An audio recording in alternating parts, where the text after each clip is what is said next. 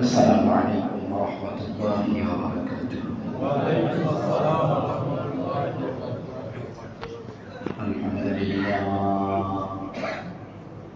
الحمد لله نحمده ونستعينه ونستغفره ونؤمن به ونتوكل عليه ونعوذ بالله من شرور أنفسنا ومن سيئات أعمالنا. من يهده الله فلا مضل له ومن يضلله فلا هادي له ونشهد أن لا إله إلا الله وحده لا شريك له ونشهد أن سيدنا محمدا عبده ورسوله الذي أرسله بالحق بشيرا ونذيرا وداعيا إلى الله بإذنه وسراجا منيرا. فقد قال الله تبارك وتعالى في كلامه المجيد: أعوذ بالله من الشيطان الرجيم. فمن يعمل مثقال ذرة خيرا يره فمن يعمل مثقال ذرة خيرا يره ومن يعمل مثقال ذرة شرا يره. صدق الله العظيم. وقال تعالى مخبرا وآمرا: إن الله وملائكته يصلون على النبي يا أيها الذين آمنوا صلوا عليه وسلموا تسليما. اللهم صل على محمد وعلى آل محمد كما صليت على إبراهيم وعلى آل إبراهيم إنك حميد مجيد. اللهم بارك على محمد وعلى آل محمد كما باركت على إبراهيم وعلى آل إبراهيم إنك حميد مجيد. معظم حضرت العلماء الكرام ইসলাম প্রিয় তাওহীদি মুসলিম ইনসান, মহান আল্লাহ সুবহানাহু ওয়া তাআলার দরবারে অসংখ্য শুকর যে আল্লাহ সুবহানাহু ওয়া তাআলা দয়া করে মায়া করে তার প্রেম ভালোবাসা করুণা স্নেহ মমতা দিয়ে সুফলা সজলা শস্য শ্যামলা আমার এই বসুন্ধরা বাংলাদেশে ডেমরা ফেনাস্ত শারুলিয়া ট্যাংরা বাইতুল নূর মসজিদে আমাদেরকে আসতে এবং বসতে, কিছু বলতে কিছু শুনতে আল্লাহকে সেজদা করতে তৌফিক দিয়েছেন। নিঃসন্দেহে এটা আল্লাহ তাআলা আমাদের প্রতি করুণা, রহমত, স্নেহ, মমতা, বরকত।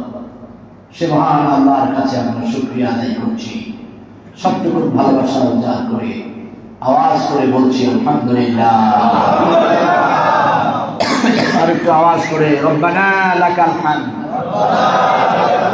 হামদান কাসীরান তাইয়িবান মুবারাকান ফীহি রব্বি কামা ইয়ানবাগি লিজালালি ওয়াজহিক ওয়া আযীমি সুলতান। আল্লাহ তাআলা আমাদের প্রত্যেককে কবুল করুন বলি আমিন। আল্লাহ তাআলা আমাদেরকে মঞ্জুর করুন বলি আমিন। আমাদের অতি আপনজন, কাছের মানুষ, ভালোবাসার মানুষ, পরিবারের মানুষ যারা আমাদের ছেড়ে অন্ধকার কবরে চলে গেছেন, আল্লাহ তাআলা প্রত্যেককে জান্নাতুল ফেরদাউসে মেহমান করুন।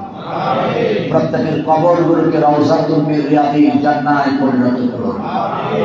প্রিয় ভাইয়েরা, এসেছিল মাহে রমজান, চলে গিয়েছে মাহে রমজান। এই রমজান আপনার আমার মুমিনদের জন্য ছিল একটি আনন্দ উল্লাসের মাস, কিন্তু আল্লাহর কসম, পৃথিবীর সব মুমিনদের জন্য রমজানটা যতটুকু আনন্দ উল্লাসের, তার চাইতে হাজার হাজার গুণ বেশি মহা আনন্দের মাস ছিল মৃত ব্যক্তিদের কাছে, যারা দুনিয়ার জমিন ছেড়ে চলে গেছে। কারণ তারা এই একটি মাসের কারণে একটি রহমতের ঝর্ণা ধারা, কল্যাণ ধারা, নাজাতের ধারা পেয়ে গিয়েছে। আল্লাহ তাআলা তাদেরকে চিরতরে নাজাত দান করুন বলে আমি। জীবনে বহু মানুষকে আপনি কবরস্থ করেছেন, বহু মানুষের জানাজায় হাজির হয়েছেন। ঈদের দিন দল বেঁধে সারিবদ্ধভাবে হাজার হাজার মানুষ এই আপনার ডেমরার কবরস্থানে পাড়ি দিয়েছেন, গিয়েছেন, দোয়া করেছেন। এখান থেকে কি আপনি এতটুকু শিক্ষা গ্রহণ করেছেন যে আজকে যারা অসহায়, আজকে যারা হাজার হাজার কেজি মাটি নিয়ে ঘুমিয়ে আছেন, তাদের দুঃখ দুর্দশার কথাটাও কাউকে আমাদেরকে জানাতে পারছেন না। আমরা আজকে তাদের জন্য কবরস্থানে গিয়েছি। হয়তো হতে পারে আগামী দিন, অথবা পর দিন, না হয় তারপর দিন। দেখতে দেখতে আপনার হায়াতের ঘন্টাটি শেষ হয়ে যাবে। আপনার জীবনের নির্ধারিত সময়টি শেষ হয়ে লা ইস্তাখিরুনা সাআতাও ওয়া লা ইস্তাকদিরুন, আজালুহুম, মৃত্যুর সুনির্দিষ্ট সময়টি এসে যাবে। আপনি কি শিক্ষা গ্রহণ করতে পেরেছেন যে আগামী দিন আমাকেও তাদের মতো অসহায় হয়ে মাটির নিচে ঘুমিয়ে থাকতে হবে? অতএব কি নিয়ে যাব, কি হবে আমার উপায়, কি হবে আমার পরিস্থিতি? পৃথিবীর এমন কে আছে আমার কবরকে, আমার আযাবকে, আমার নির্ধারিত শাস্তিকে একটু লাঘব করে দিবে, অথবা প্রতিরোধ করবে, অথবা দুর্বার আন্দোলন তৈরি করে আমার সপক্ষে দাঁড়াবে? এই ক্ষমতা পৃথিবীর কারণে কেউ দেখবেও না, কেউ জানবেও না, বুঝবেও না। কলিজার টুকরা সন্তান আমার কবরের কাছে যাবে, মাটির উপরে দাঁড়াবে, আমার জন্য দোয়া করবে, কিন্তু বুঝতেও পারবে না আদৌ, উপলব্ধি করতে পারবে না আদৌ তার কলিজার টুকরা মা, তার আব্বা কি অবস্থায় কবরের মধ্যে শায়িত আছে। এই অবস্থাটি আপনার আমার প্রত্যেকের সামনেই আসবে। এই জন্য আল্লাহ রাব্বুল ইজ্জত জালাল বলেছেন, আপনি কি আমল করেছেন, আপনি কি কাজ করছেন, কি চিন্তা করছেন, আপনার কোন কাজটা আপনি কেন করছেন? আল্লাহর কসম করে বলছি, মুমিনের একটি কাজ, একটি চিন্তা, একটি দৃষ্টি, একটি চাউনিও আল্লাহর সন্তুষ্টি ছাড়া আর রাসূলুল্লাহর আদর্শ ছাড়া অন্য কোনো পথে, অন্য কোনো মতে, অন্য কোনো চিন্তায় যেতেই পারে না। কারণ মুমিনের সমস্ত জীবন আল্লাহর গোলামীর শিকলে বন্দী। রাসূলুল্লাহ সাল্লাল্লাহু আলাইহি সাল্লামের আদর্শের শিকড়ে বন্দি। আপনি আমি আপনার আমার প্রতিভা দিয়ে, হ্যাকমত দিয়ে, ট্যাকটিক দিয়ে বিভিন্নভাবে যত দূর এগিয়ে যাই না কেন, আকাশ তাকে ভেদ করার দূরের কথা, আকাশের সন্তানটুকুও খুঁজে পাবো না। যত কিছু অর্জন করি না কেন সব বিফল হয়ে যাবে যদি ঈমান আর আমল আর তাকওয়াকে অর্জন করতে না পারি, যদি আল্লাহকে সন্তুষ্ট করতে না পারি, যদি নাজাতের একটি পয়গাম অর্জন করতে না পারি, তাহলে জীবনের সমস্ত পাওনা বিফলে চলে যাবে, সমস্ত সার্থকতা অসার্থকতায় বিপদে পরিণত হবে। এই জন্য এই ভাইয়ের আমার, আল মালু ওয়াল বানুনা যিনাতুল হায়াত লিয়াবলুয়াকুম আইয়ুকুম আহসানু আমালা। আপনার সন্তান, আপনার সন্ততি, আপনার ধন সম্পদ, পরিবার পরিজন, কর্তৃত্ব, ক্ষমতা, এই সব কিছু একটি খড়কুটা ছাড়া আর কিছুই না। আপনার জমির সবুজায়ন ধানগুলো যথেষ্ট সেবা যত্নের পরেও সময় মতো এটা খ্যার কুটায় পরিণত হয়ে যাবে, শুকিয়ে যাবে, মরে যাবে, এক সময় অস্তিত্ব বিলীন হয়ে যাবে। এটাই হচ্ছে আপনার পৃথিবী, সন্তান, সম্পদ, পরিবার আর ক্ষমতা। আর এটার পেছনে আমরা দৌড়াই। অথচ আল্লাহ রাব্বুল ইজ্জত জালাল বলেছেন লিয়াবলুয়াকুম আইয়ুকুম আহসানু আমালা। আল্লাহর কসম, আল্লাহর কসম, আল্লাহর কসম, আমি মুনাফিক হয়ে যাব, আপনি মুনাফিক হয়ে যাবেন যদি আল্লাহ নবীর চাইতে আর কাউকে বেশি ভালোবাসে, যদি আল্লাহ নবীর চাইতে কাউকে বেশি আপন মনে করেন, যদি আল্লাহ নবীর আদর্শের চাইতে বিপরীত কোন আদর্শকে আপনি ধরে নেন, এটাই হচ্ছে মুনাফিক। কারণ আল্লাহর হাবিব বলেছেন লা ইয়াকুলু মুস্তাফা সাল্লাল্লাহু আলাইহি ওয়াসাল্লাম লা ইউমিনু আহাদুকুম হাত্তা আকুনা হাব্বা ইলাইহি মিন ওয়ালিদিহি ওয়া ওয়ালাদিহি ওয়ান নাসি আজমাইন।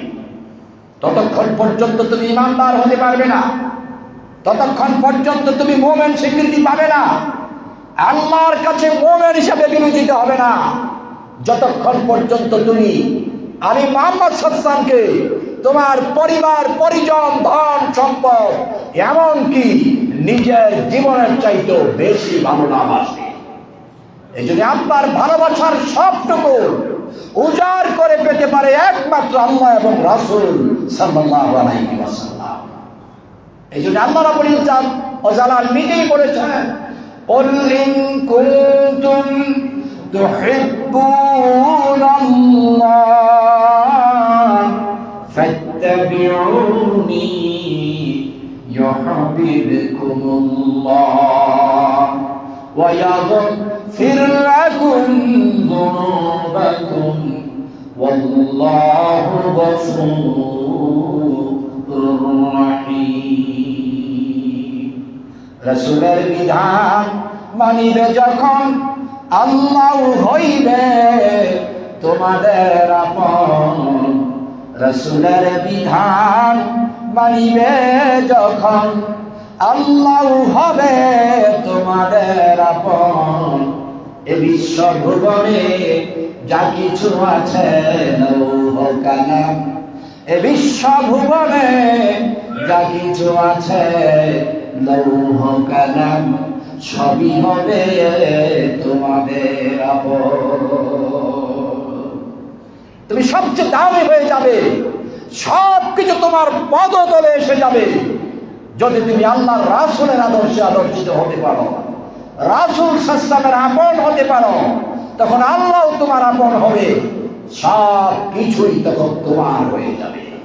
যেই সম্পদ, যেই প্রতিপত্তি, যেই ক্ষমতা, যেই জান্নাতের জন্য তুমি দৌড়াও, সব কিছু তোমার পেছনে দৌড়াবে তুমি যদি রাসূলকে আপন করে নিতে পারো, তুমি যদি রাসূল সাল্লাল্লাহু আলাইহি আদর্শে আদর্শিত হতে পারো। এই জন্য মক্কার 570 খ্রিস্টাব্দের একজন যুবক যার তরবারির ভয়ে সাধারণ মানুষগুলো সব সময় থাকত চিন্তিত। সব মানুষের হৃদয়ে যেই লোকটি ছিল নিন্দিত, সেই টপ 13 ডাকাত দুশ্মন, অন্যায়ের সিংহ, সেই মানুষটিও আল্লাহর সবচেয়ে প্রিয় বান্দায় পরিণত হয়ে গেল যখন মুহাম্মদ সাল্লাল্লাহু আলাইহি ওয়াসাল্লাম আর তার বিধান আর আল কোরআনকে বুঝে আপন করে নিল। তার নাম ছিল কি?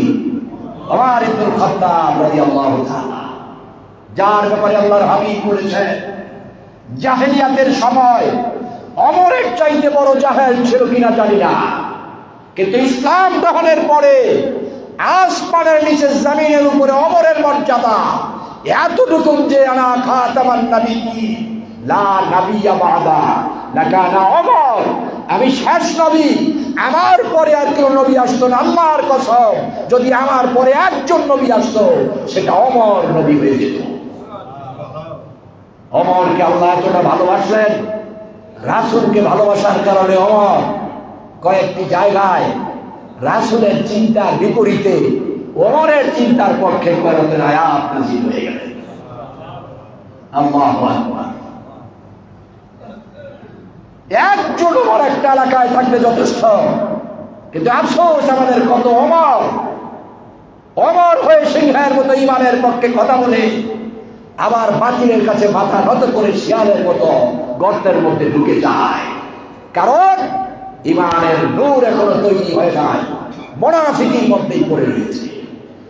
একজন ওমর ছিলেন যার মধ্যে ইমানের নূর তৈরি হয়ে গিয়েছিল, মুহাম্মদ সাল্লাল্লাহু আলাইহি ওয়াসাল্লামকে ভালোবেসে ফেলেছিলেন।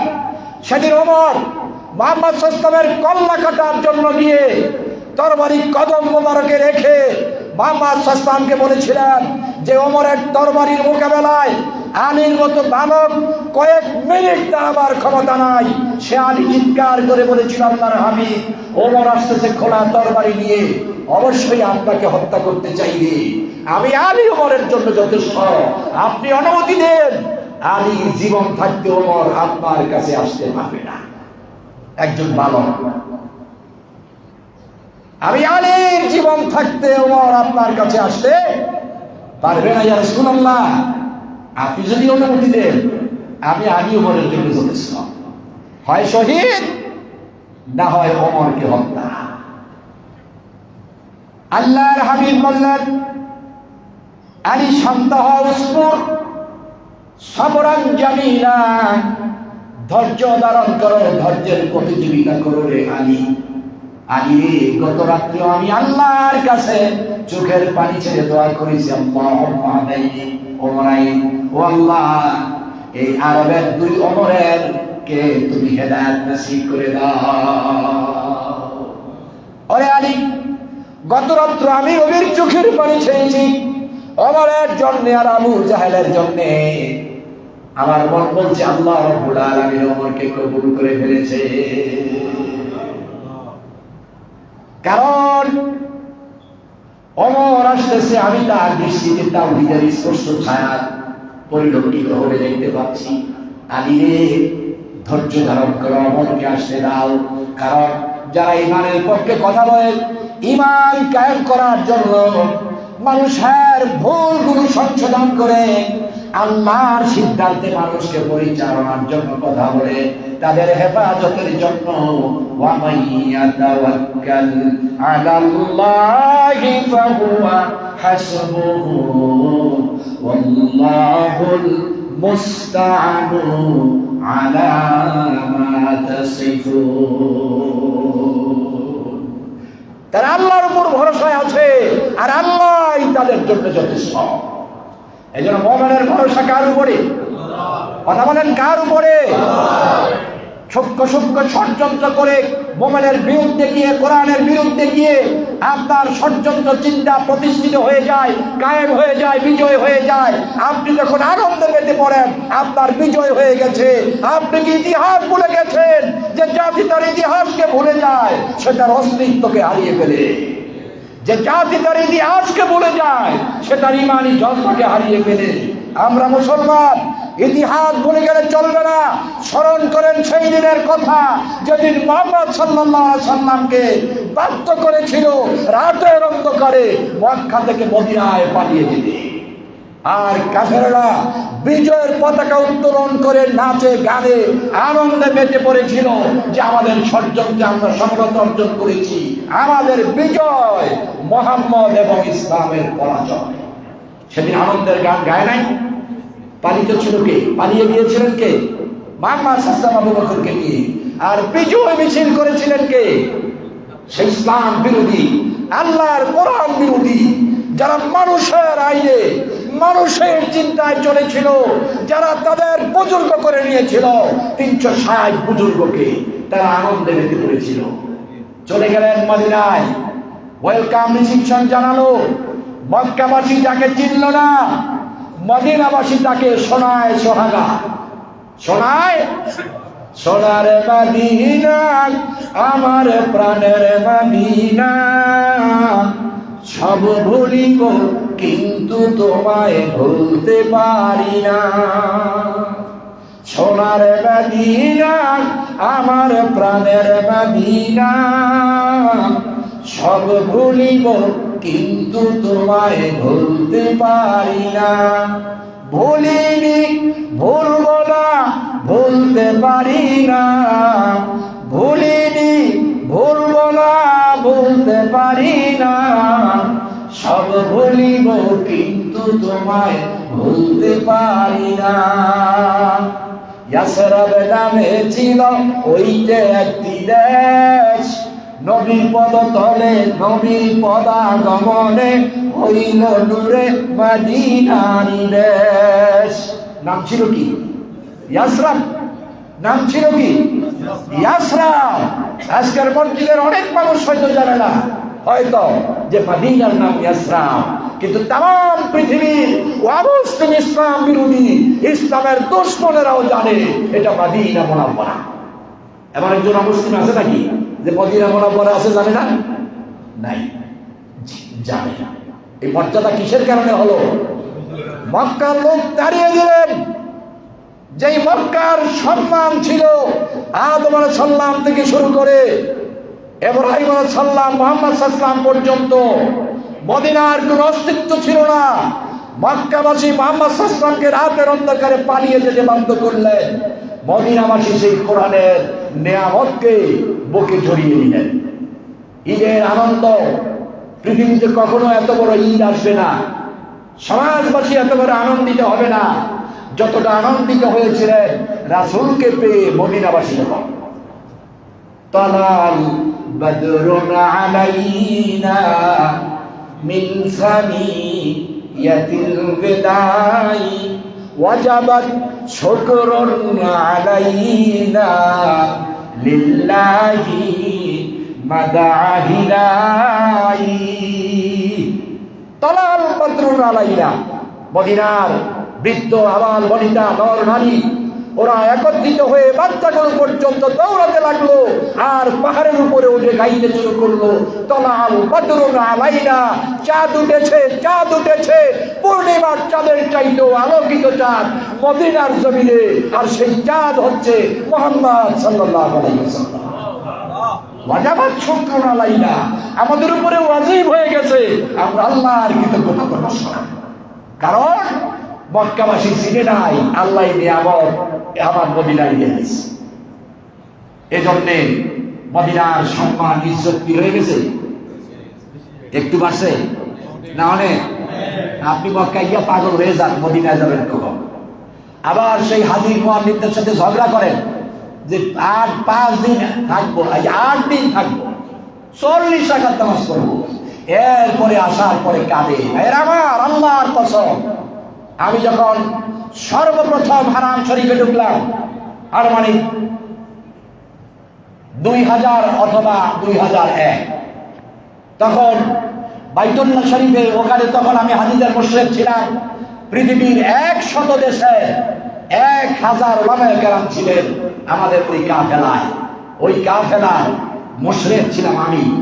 আমরা মাগরিব এবং এশার সালাত হারাম শরীফে পড়ব, কিন্তু এশার জামাত হয়ে গেছে। হারাম শরীফে আমরা ঢুকলাম, সালাত আদায় করব, আল্লাহর কি মেহেরবানি, একেবারে মাকামে ইব্রাহিমের কাছেই জায়গা খালি পেলাম। মাকামে ইব্রাহিমের যেখানে ইমাম সাহেব একেবারে সন্নিকটে ইমামতি করার সুযোগ পেলে, মাকামে ইব্রাহিম সংলগ্ন জায়গায় ইমামতির জন্য দাঁড়াবে 1000 ওলামায়ে কেরাম দাঁড়িয়ে গেলেন পৃথিবীর 100 দেশের। এটা হচ্ছে মুআসসাসাতুল হারামাইন আল খাইরিয়া ওয়াশ শরীফিয়া লিজনাতিত তাবিয়া মালিক ফাহাদ আল বাজ্জালানিল কুরআনুল কারীম উম্মিয়াতি লুগাতুল আলামিয়া। সৌদি আরবের সংস্থা ছিল মুআসসাসাতুল হারামাইন আল খাইরিয়া। তার প্রধান উদ্দেশ্য ছিল মালিক ফাহাদের যে তাম পৃথিবী সব ভাষার সব জাতির কাছে তাদের মায়ের ভাষায় হাজার হাজার কোরআনের তাফসীর তিনি ডিস্ট্রিবিউশন করে দেব, যেন সব মানুষ মায়ের ভাষায় কোরআন বুঝতে পারে। কথা বুঝতে পেরেছেন? ওইটার রিয়াদের মুশরিফ মুদির ছিলাম আমি, হেড কন্ট্রোলিং ছিলাম আমি। তো যেখানে নামাজ পড়বে 100 দেশের আলেম, 1000-এর উপরে। চিন্তা করতেছি, আল্লাহ আমাদের কি সৌভাগ্য, মাকামে ইব্রাহিমের পাশেই দাঁড়ায় গেলাম। মাগরিব এবং এশা পড়া হবে, মাগরিবের 3 রাকাত আর এশার 2 রাকাত। ইকামত হয়ে গেল। মনে মনে ভাবতেছি রব্বুল আলামিন কার ভাগ্যে জানি আছে মাকামে ইব্রাহিম স্পর্শিত জায়গায় কালো ঘরটা সামনে নিয়ে দাঁড়ায় যাবে, কে হবে ইমাম? কারণ এটা তোমার বাজেট ছাড়া আর কিছুই না। অপেক্ষা একামত শেষ হলো, আল্লাহু আকবার, লা ইলাহা ইল্লাল্লাহ। কয়েক সেকেন্ডের মধ্যে ঘোষণা হলো আর ইমাম শেখ সাইদ বাংলাদেশের শেখ সাইদ নামাজ পড়াবে। চোখ থেকে পানিগুলো ঝরতে শুরু করলো। রব্বুল আলামিন এই কল্পনাও তো করি নাই, এই চিন্তাও তো করি নাই, পৃথিবীর 1000-এর উপরে আলেম 100 দেশের, পৃথিবীর শ্রেষ্ঠ নামাজের জায়গা বাইতুল্লাহ শরীফে মাকামে ইব্রাহিমে দাঁড়ায় নামাজটা পড়াবো।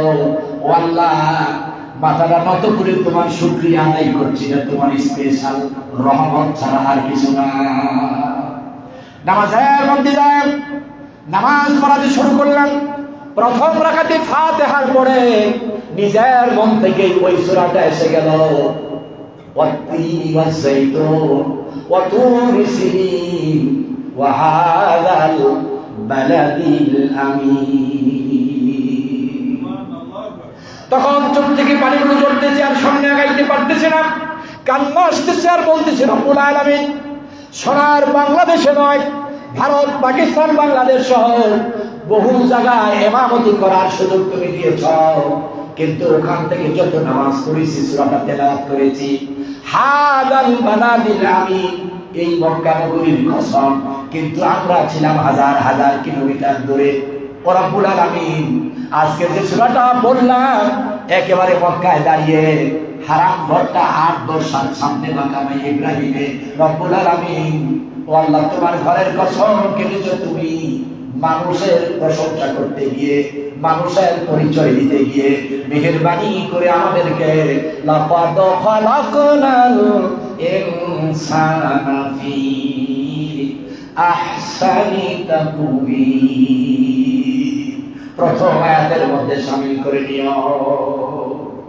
আমার ভাইয়েরা, সালাতুল মাগরিব পড়ালাম, ভাবলাম আরেকজন আসুন এশার সালাতটা পড়া, কারণ ছোট দেশের আলেম, সৌভাগ্যটা আরেকজনের হয়ে যাক, কিন্তু বলা হলো না দ্বিতীয় জামাতটা এশাটাও আপনি পড়াবেন।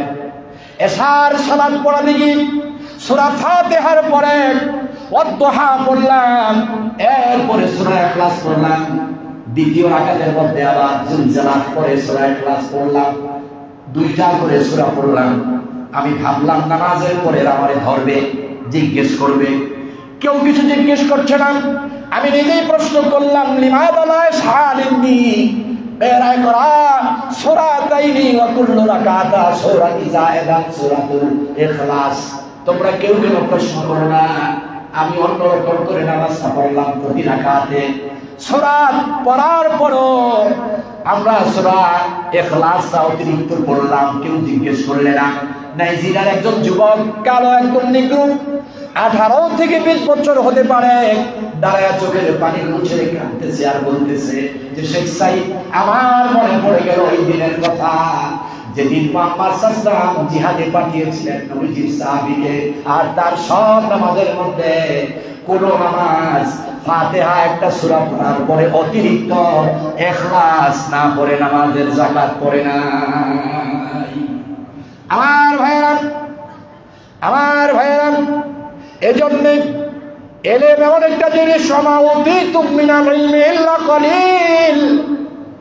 এলেম এমন একটা জিনিস, এলেমের মহাসমুদ্র, মহাসাগর থেকে বঙ্গোপসাগর মহাসাগরের মধ্যে ঝিনুক আছে। একটা ঝিনুকের ভিতরে প্রত্যেকটা ঝিনুকে মুক্তা থাকে না, কিন্তু প্রতিটা ঝিনুকে কিছু না কিছু পানি থাকে। এখন ঝিনুক যদি বলে আটলান্টিক মহাসাগরের পানিগুলো আমার মধ্যে আছে, এই চিন্তা চেতনা করা এটা বলা কি ঠিক না বোকামি? বোকামি না? আল্লাহ রাব্বুল আলামিন মহাসমুদ্র থেকে বিন্দু মাত্র এলাম মানুষকে দিয়েছে, আর এই বিন্দু মাত্র এনে এমন ভাবে দিয়েছে যে একজনের একদিকে আছে আর একজনের এই দিকটা মোটো হয়ে গেছে। এজন্য মন্তব্য করা, ভুল ধরা, অপপ্রচার করা একেবারে সহজ। আমার ভাইয়েরা, আজকে আপনার মসজিদে জুমা পড়াতে গিয়ে যদি আমি এমনটা করি যে কোনো সূরা পড়ি, অন্য সূরা পড়ে আবার ইখলাস করি, অনেকেই বলবে কি নামাজ পড়ালো।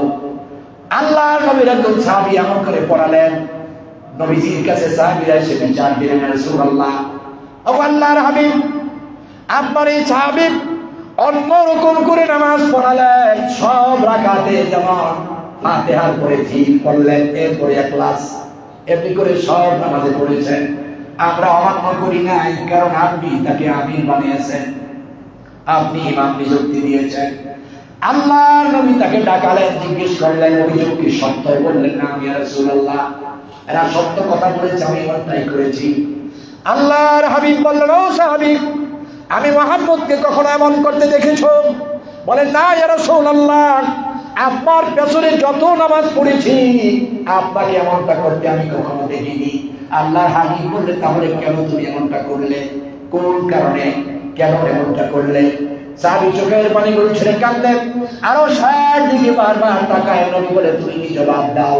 সাহাবী বললেন, রাসূলুল্লাহ, ইয়া হাবিবাল্লাহ সাল্লাল্লাহু আলাইহি ওয়াসাল্লাম, সূরা ইখলাসের ভিতরে আল্লাহর পরিচয় থাকার কারণে আমি তাওহীদকে, আল্লাহর একত্ববাদকে, আল্লাহকে এত ভালোবাসি, কোরআনের সবটা তিলাওয়াত করলো, আমার নামাজে ইখলাস না পড়লে আমার আত্মতৃপ্তি হয় না।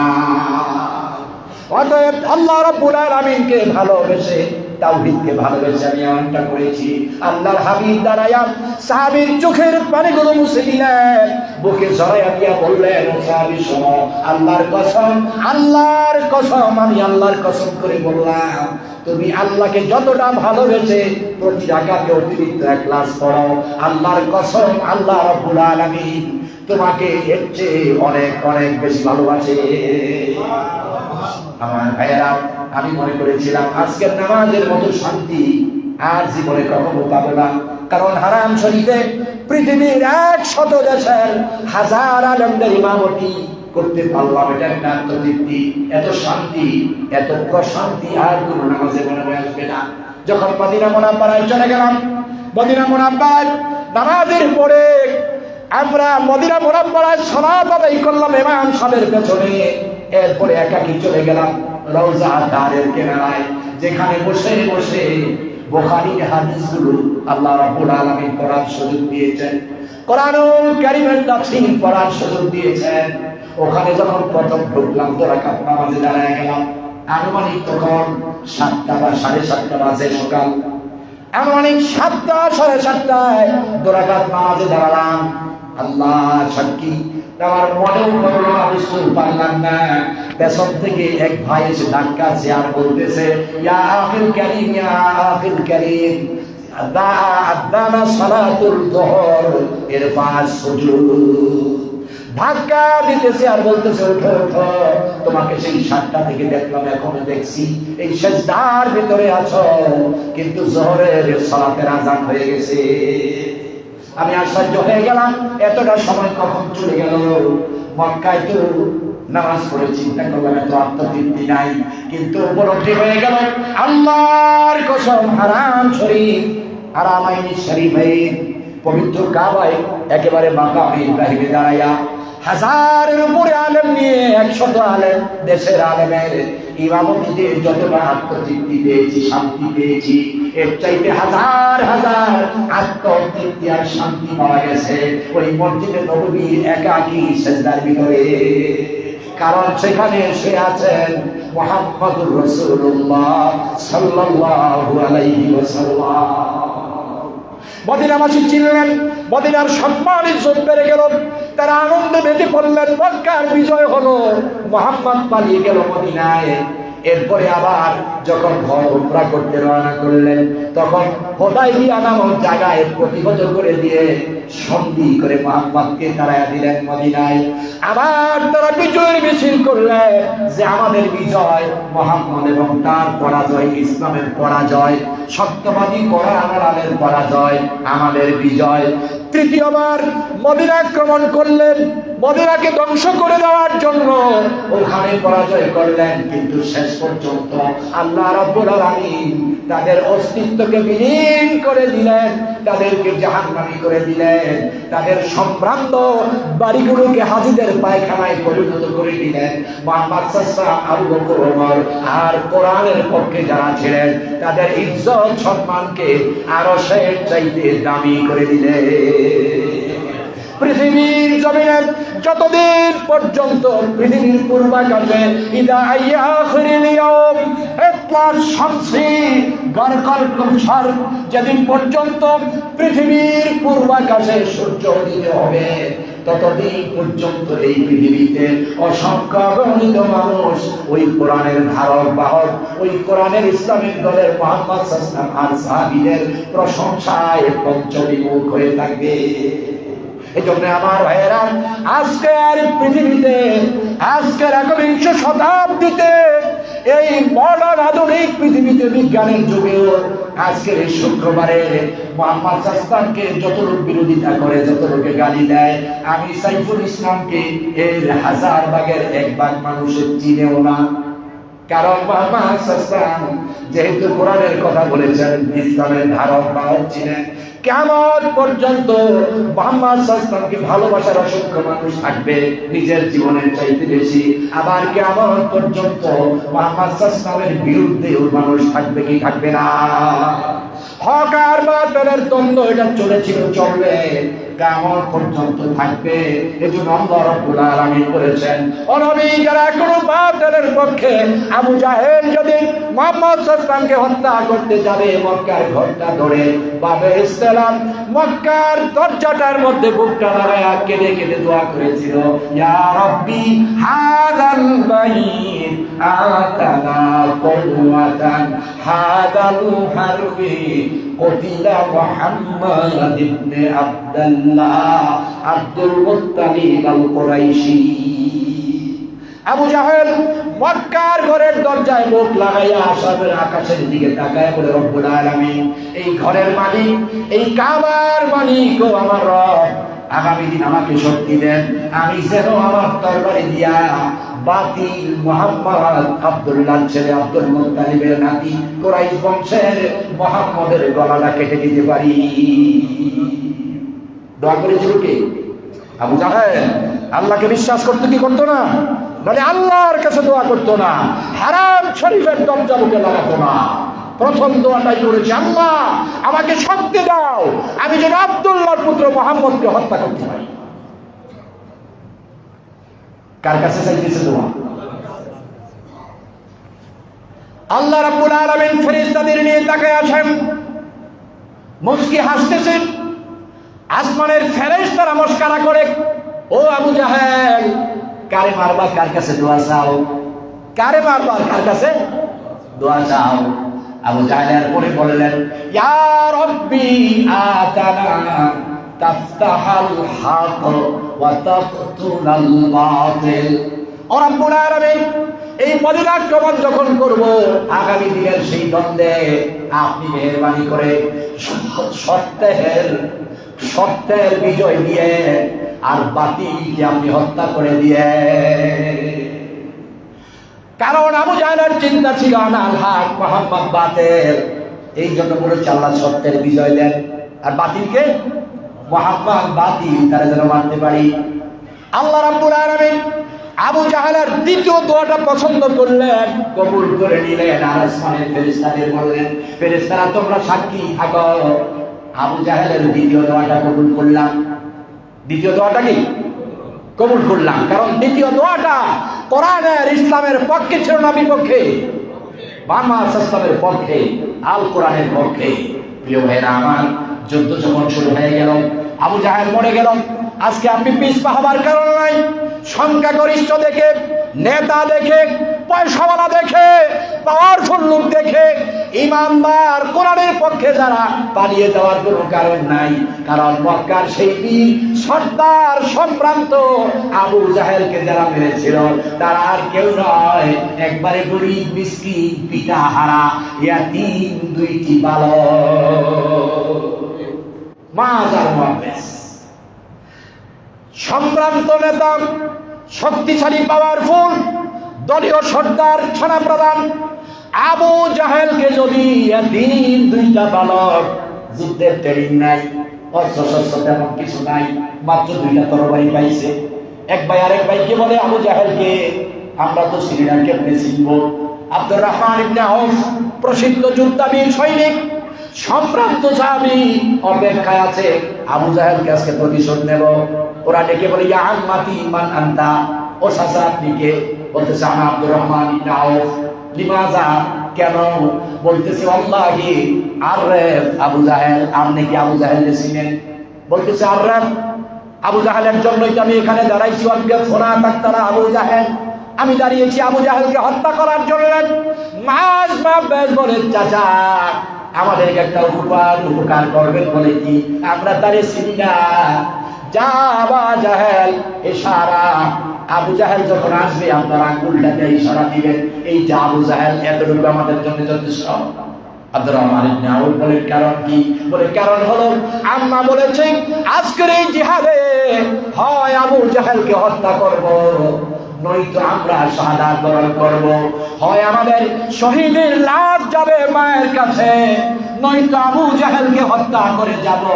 এই দুইটা যদি না হয়, আবু জাহেলও মরে নাই, আমরা বেঁচে আছি, এই অবস্থায় যদি মায়ের কাছে যাই, মা বলেছে আমাদেরকে সন্তান হিসাবে গ্রহণ করবে না, আমাদের দুধার দাবি ছাড়বে না, আল্লাহর কাছে আমাদের জন্য বিচার দায়ের করবে। অতএব চাচা গো, আমরা সিদ্ধান্ত নিয়েছি, আমরা শহীদ হব, নয় আবু জাহেলকে নরকে পাঠাবো। আব্দুল্লাহ ইবনে আউফ মুস্কায়া হাসে। তামাশার কথা বলে কি? ছোট্ট দুইটা বালক, আমি আব্দুর রহমান ইবনে আউফের কাছে আওয়াজ করছি না। আবু জাহেল আসতেছি, ইশারা দিয়ে দেখায় দিছে। দুই ভাই পরামর্শ করে। আবু জাহেল বলে অনেক লম্বা, ঘোড়াও নাকি অনেক বড়। করে হ্যাঁ শুনেছি, তা আমরা তো লাগর পাবো না, আমরা তো এত করে কেমনে মারবো? এক ভাই বলে, ভাইয়ে দুইজনে দুইটা কাজ ভাগ করে নাও। আবু জাহেলকে যখন দেখাবে, সর্বপ্রথম তুমি তোমার তরবারি দিয়ে আবু জাহেলের ঘোড়ার পায়ের মধ্যে জোরে মারবে। ঘোড়ার পা কেটে গেলে ঘোড়া যখন মাথা নিচু করে বসে যাবে, আমি পেছন থেকে দৌড়ে এসে গলায় কাটতে শুরু করবো। দেখবা আল্লাহ রাব্বুল আলামিন এত বড় বিশাল বাতিল শক্তিকে ইমানের ক্ষুদ্র শক্তির কাছে পরাজিত করে দিয়ে। আল্লাহু আকবার। ঠিক যেমন চিন্তা তেমন কাজ। ইশারা দেওয়া হলো, আবু জাহেল তাকায় দেখি পাহাড়ের মতো উঁচু, বিশাল বড় ঘোড়া, বিশাল বড় লাশ। ছোট ভাই আর বড় ভাই এক ভাই মিলে ঘোড়ার পায়ে আঘাত করলেন। ঘোড়া পড়ে গেল উল্টায়া, আবু জাহেল নিচে পড়ে গেল মাথা উঁচু করার আগে। আরেক ভাই এসে ঘাড়ের মধ্যে কাটতে শুরু করলো। আবু জাহেল তাকায়া চিৎকার করে বলে, আফসোস আফসোস, আনা তাকতুলা ওয়ালাকিন্নাহু আসগারাল মুজাহিদ, আমি কতল হয়ে গেলাম, কিন্তু একজন সৈনিকের হাতে নয়, নাবালক একটা বাচ্চার হাতে। ও ছোট বালককে তুমি আনামাস আনামা আব্বাস, ও বালক আমাকে তোমরা হত্যা করলে এটা আমার দুঃখ। হত্যা তো হলাম, ভালো কোনো বিয়ের হাতে হলাম না। তোমরা এটা প্রচার করতে যেও না। আমার একটা অনুরোধ তোমরা রাখবে। বালকগুলো বলে তুমি কি বলতে চাও? বলে আমার মাথাটা যখন কাটবা একেবারে ঘাড়ের শেষ প্রান্ত নিয়ে সবটা গলা সহ কাটবা, কারণ চুলের মুঠা ধরে লাশের এই মুঠা যখন মাথা নিয়ে যাবা অসংখ্য মানুষ জিজ্ঞেস করবে কার মাথা। চেহারা দেখবে আবু জাহেলের, তারা যেন দেখে আমি যেমন নেতা আমার গলা মাথাও এমন বড়। আপনি দেখছেন কি শয়তানের চিন্তা করার পর্যন্ত শয়তানি যায় না। এজন্য বিজয় হবে কার? যেই মক্কা থেকে রাতের অন্ধকারে পালিয়ে গেলেন, যেই মদিনা আক্রমণ করলো, আমার প্রিয় ভাইয়েরা, যেই মুহাম্মদ সাল্লাল্লাহু আলাইহি ওয়াসাল্লাম সাথীদেরকে মক্কায় হজ উমরার জন্য ঢুকতে দেওয়া হলো না, কিন্তু তারা বিজয়ের মিছিল একবার দুবার তিনবার করলেন, বিজয় হলো। কিন্তু শেষ পর্যন্ত আল্লাহ রাব্বুল আলামিন হুদায়বিয়ার সন্ধি ভঙ্গের পরে ওই মুসলমানদেরকে ঐক্যবদ্ধ হয়ে কোরআনের চেতনায় শক্তিতে বলে যখন বলিয়ান হয়ে গেলেন, শুধু ওই আরবের মক্কা নয়, শুধু বেবিলিয়ান নয়, শুধু ইরাক ইরান নয়, আফগানিস্তান নয়, রাশিয়া, ইউরোপ, আমেরিকা নয়, ওই অল্প মুসলমানদেরকে আল্লাহ রাব্বুল আলামিন তামাম পৃথিবীর 2/3 বিজিত করে ইসলামের পতাকা উড়াইয়া দিলে। কে দিয়েছে? যারা বলেন কে দিয়েছে? এজন্য আপনি ভয় পাওয়ার কারণ নাই, আপনি ভয় পাবেন না। আপনি কেন এই কথা বললেন যে সত্য হেরে গেলাম মিথ্যার কাছে? তাহলে আপনার ঈমান হয় নাই। বরং আপনি চিৎকার করে বলবেন যুগে যুগে কিয়ামত পর্যন্ত ঈমানওয়ালারা হারে নাই, কোরআনওয়ালাদের পরাজয় হয় নাই, কিয়ামত পর্যন্ত কোরআনের পরাজয় হবে না। এটাই হবে ঈমানওয়ালাদের দাবি। এজন্য আল্লাহ রাব্বুল ইজ্জতুল জালাল বলেছেন কাম মিন ফিআতিন গালাবাত আলাইহিম কাসীরাতিন বিইذনিল্লাহ। ও দুনিয়ার মানুষ, তোমরা কি দেখো না? তোমাদের নজরে কি পড়ে না? তোমরা কি ইতিহাস পড়ো না, কোরআন পড়ো না? তাকে দেখো, স্মরণ করো, আমি আল্লাহ রাব্বুল আলামিন যুগে যুগে কিয়ামত পর্যন্ত কত রাজা বাদশা সর্দার মাতাব্বর নেতা সম্রাট বড় বড় অস্ত্র সবচেয়ে সজ্জিত দলগুলোকে অল্প কয়েকজন ঈমানওয়ালাদের কাছে পরাজিত করে দিয়েছি। এজন্য বিশ্বকবি কবি সম্রাট আল্লামা ইকবাল সুন্দর করে বলেছেন বাদল সে দবনে ওয়ালে, বাদল সে দবনে ওয়ালে আয়ে आसमां नहीं हम सबर कर चुका है तो इम्तिहा हमारा। বাতিলের সামনে মাথা নত করার জাতি ঈমানদারেরা নয়, কারণ কিয়ামত পর্যন্ত হাজার হাজার বড় বড় বাতিলওয়ালারা ঈমানের কাছে মাথা নত করে পালিয়ে গেছে। আপনি দেখেন নাই বাংলাদেশের দিকে তাকান, চরমনার মুজাহিদ সেই হযরত পীর সাহেব, উনি কি নেতা হওয়ার জন্য নির্বাচনে দাঁড়িয়েছিলেন? নেতা হওয়ার জন্য না, আল্লাহর দ্বীন কায়েমের জন্য, ইসলাম প্রতিষ্ঠার জন্য, ইনসাফ প্রতিষ্ঠার জন্য। নেতা হয়ে যে সম্মান পাবে একটা, ওনার একটা পৌরসভায় এর সে লক্ষ লক্ষ সম্মান তো আল্লাহ তাকে বাংলাদেশের সব জায়গায় দিয়েছেন, জান নাই? কিন্তু নির্বাচন কেন দাঁড়িয়েছিলেন? ইনসাফ কায়েমের জন্য, অপরাধীদের থেকে ক্ষমতা এনে ন্যায় কায়েমের জন্য। সেদিন তারা হযরত পীর সাহেবকে, মর্দে মুজাহিদকে রক্তাক্ত করে বিজয়ের মিছিল উড়িয়েছিল। তারা পালিয়ে গেছে, কিন্তু চরমনার পীর আছে এবং ক্ষমতার মসনদেও একদিন যাবে ইনশাআল্লাহ। এজন্য ঈমানওয়ালারা যারা কোরআনের পক্ষে, যারা ইসলামের পক্ষে, যারা আল্লাহর আইন প্রতিষ্ঠার পক্ষে, তাদেরকে আল্লাহ বিজিত করবেন। আর যদি মাঝ পথে তারা ভেঙেও যায়, শাহাদাতের তামান্না দিয়ে সর্বোচ্চ জান্নাতে পাঠাবেন। অতএব আমরা কোন অপরাধের সাথে আপোষ করব না, মুনাফিকি বর্জন করে আল্লাহর পক্ষে, রাসূলুল্লাহর পক্ষে, কোরআনের পক্ষেই মৃত্যু পর্যন্ত থাকবো। কারা কারা প্রস্তুত? আল্লাহ আমাদের কবুল করুন বলি আমিন। আল্লাহ আমাদের মঞ্জুর করুন বলি আমিন। ভাই, পক্ষ বিপক্ষ তো থাকবেই। আমি আল্লাহর কসম করে বলছি, আমি আল্লাহর কসম করে বলছি, আমি আল্লাহর কসম করে বলছি, আমার এই 3 বছরের বক্তব্যের যদি বিরোধী পক্ষ না থাকে, সমালোচক না থাকে, তাহলে ডেমরা এলাকায় আমার চেয়ে বড় মুনাফিক কেউ নাই। কারণ লিয়াজু মেনটেন করে কথা বলেছি, কারণ আপনার সন্তুষ্টির চিন্তা করেছি। আর যদি 3 বছরের খুতবায় বক্তব্যে আমার এন্টি পক্ষ থাকে, আমার বিরোধী থাকে, তাহলে আল্লাহর কসম আমি সফল, আমি সফল, আমি হক কথা বলতে পেরেছি। এটাই হয়তো আমার নাজাতের কারণ। আল্লাহ আমাদের কবুল করুন, আল্লাহ আমাদের মঞ্জুর করুন, আল্লাহ আমাদের কবুল করুন, আল্লাহ আমাদের মঞ্জুর করুন। হাদা মা ইনদি ইন্নাল্লাহ আলাইহি তাওয়াক্কালতু ওয়া ইলাইহি উনীব। জাযাকুমুল্লাহু খাইরান কাসীরা। গেল শুক্রবারে আপনারা যে মসজিদের অনুদান দিয়েছিলেন, আলহামদুলিল্লাহ 19,600 টাকা।